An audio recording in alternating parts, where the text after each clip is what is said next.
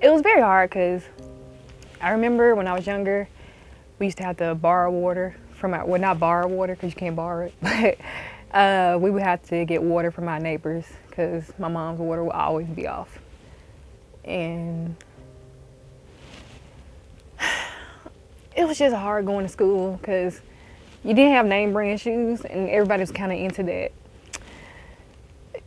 So you kind of just, you got used to not having much. And you kind of got used to, sorry. You're okay, babe. You got used to just making do with what you had. And, you know, when you're younger, when you're smaller, you're like, it doesn't bother you. But as you get older, it does. So, because you kind of learn like, oh, okay, well, that's what's going on. That's what's new, I guess, on the block or whatever. But, you know, and then kids, of course, they mellow you for it.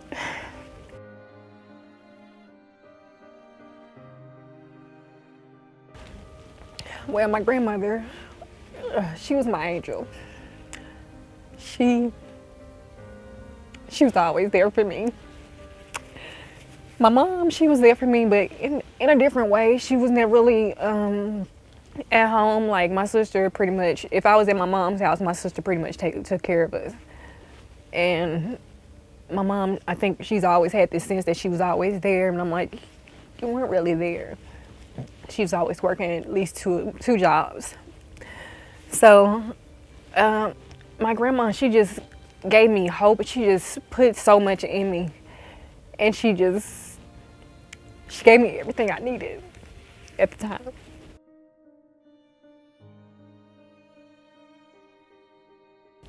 When I was, I want to say I was like 8 or 9, and I would go to my grandmother's house, and I loved going over there. It was just peace, like just being there. But my older cousin, she wanted to play a game. And I loved playing with my cousin. She was so much fun. And so she brought out this game as far as like, she wanted us to basically touch each other. So she started touching on me when I was 9, I think. And from there, she told me I couldn't tell anybody, and I never did. And I started acting out in school. And my mom, she didn't understand it at the time because me and my brother both, my brother, he was just always bad in school. So me and him, we shared the same dad. So she just assumed, well, oh, okay, well, y'all just get that from your dad's side. Like, you're just bad. So when I was being touched on, I felt like I didn't have anybody to go to. I didn't want to tell my grandma because I was embarrassed, and I still wanted to be able to go to her house, and I didn't want to be at home with my brother because we didn't get along. And it was just like nowhere, no outlet.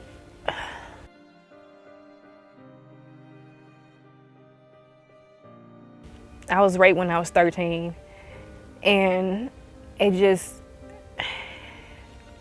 makes you look at the world differently, especially with men.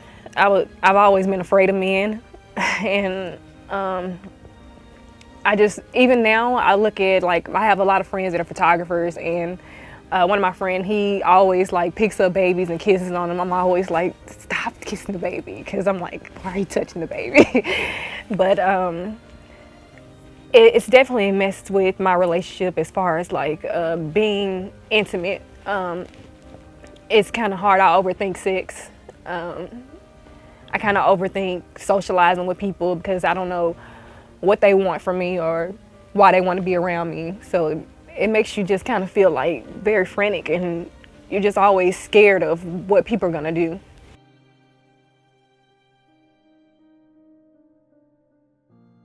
Well, I didn't know it at the time, but when I was younger, my mom would make me write down everything that I was doing wrong.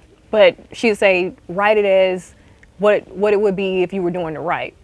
And at the time, I didn't know that was an affirmation. And she used to make me write paragraphs. And that actually helped me so much. And it just, I still do it to this day. Like I say affirmations daily, and I'm very close to God. I watch a lot of TV preachers, TD Jakes, Joel Osteen, and I just instill a lot of word in me. I don't go to church, but I do instill a lot of word, and I state that I'm the head and not the tail. I'm above and not beneath. I am made whole. Nothing can push me down because I'm the light that keeps shining. Great things are happening for me every day. So I just constantly say that over and over and over. It's a long list, but. My legacy, I would love to become a model, a supermodel. It's always been my dream ever since I was a little girl. And be able to go back to Mississippi in the Delta, especially in the Delta area, and to be able to start programs for kids that basically will help them with their insecurities and as well as build their self-esteem and push them, because a lot of the times they don't know that growing up in a poor area in Mississippi, you don't know that you can go to college, which is something that a lot of people know, you know, in bigger cities. But when you grow up in those towns, like our goals were, well, not mine, but a lot of people's goals when I was in high school was, I can't wait to graduate and work at Parchman, and Parchman was a prison there. And it's like your mind has to go outside of that.